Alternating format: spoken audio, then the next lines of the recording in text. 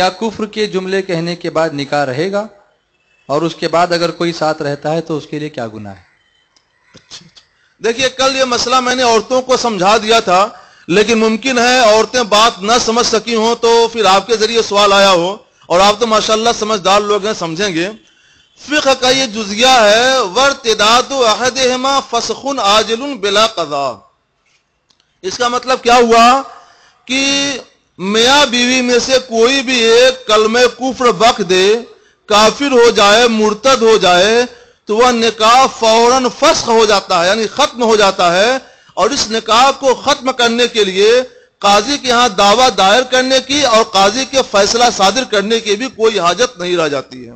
بہت سی صورتیں ایسی ہوتی ہیں جن میں نکاح فسخ ہوتا ہے، مگر فسخ کا نفاذ اس وقت ہوتا ہے جب قاضی کے ہاں مقدمہ جائے گا، قاضی سماعت کرے گا، فیصلہ کرے گا، تب جا کر وہ فسخ ہوتا ہے، نکاح نہیں ختم ہوگا۔ لیکن اگر شوہر مرتد ہو جائے، کلمہ کفر بک کر کافر ہو جائے، تو فقہا فرماتے ہیں کہ نکاح فوراً بغیر ایک سیکنڈ کی تاخیر کے ختم ہو جاتا ہے، اور کسی بھی قاضی کے فیصلے وغیرہ کی کوئی ضرورت نہیں رہ جاتی۔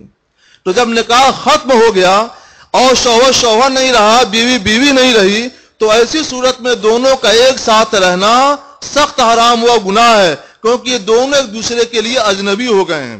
جب اجنبی ہو گئے تو اگر کوئی اجنبی مرد اجنبی عورت کے ساتھ رہے تو اس کا جو حکم ہوتا ہے ٹھیک وہی حکم اس صورت میں بھی ہے جب شوہر کلمہ کفر بک کر کافر ہو جائے اور پھر دونوں ایک ساتھ رہیں۔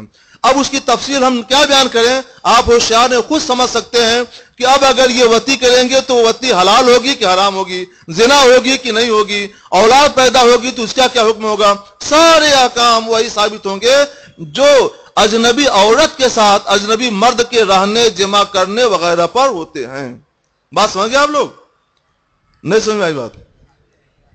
اچھا، ماشاءاللہ، اچھا، تب درود شریف پڑھیے آپ لوگ۔ اللہم صلی علی سیدنا مولانا محمد وبارک وسلم، صلاۃ و سلام علیک یا حبیبی یا رسول اللہ۔ ویسے آپ لوگ بڑے صاف دل معلوم ہو رہے ہیں کہ کہا دیا کہ سمجھ میں نہیں آیا، ورنہ کچھ لوگ بغیر سمجھے ہوئے بھی کہا دیتے ہیں ہاں سمجھ گئے۔ یہ اچھی بات ہے، جو بات سمجھ میں نہ آئے اسے پوچھ لیجئے، یہ مجلس اسی لیے قائم ہوئی ہے۔ بتانا یہ ہے کہ کسی نے اپنی زبان سے کوئی ایسی بات بول دی جو اسلام کے خلاف ہے اور وہ کافر ہو گیا، تو جو بھی کلمہ ہو تو اس کا نکاح ختم ہو گیا۔ جب نکاح ختم ہو گیا تو ایسی صورت میں بیوی نہیں رہی، ایک اجنبی عورت ہو گئی، یعنی جیسے نکاح سے پہلے وہ تھی ویسے ہی اب نکاح کے بعد بھی وہ ہو گئی، لہذا دونوں کا ساتھ رہنا حرام ہے۔ اور اگر دونوں جمع کریں گے تو یہ جمع حلال نہیں ہوگا، حرام ہوگا، اور حرام بھی کیسا حرام ہوگا اس کو زنا کہیں گے۔ حرام بھی دو طرح کا ہوتا ہے، ایک حرام وہ جو زنا نہیں ہے، اور ایک حرام اعلیٰ درجے کا حرام ہوتا ہے جو زنا ہوتا ہے، تو یہ زنا ہوگا، اور اس کی سزا بھی اگر اسلامی حکومت ہوتی تو بڑی سخت ہوتی۔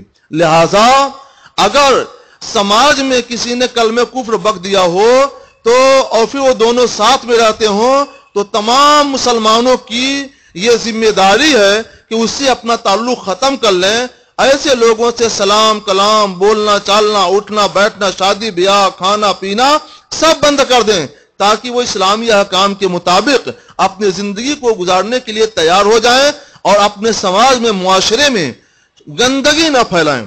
وہ گندگی پھیلائیں گے اور آپ چپ رہیں گے تو اس کا وبال انہیں پر نہیں پڑے گا، آپ پر بھی پڑے گا، ان پر۔ کیا کفر کے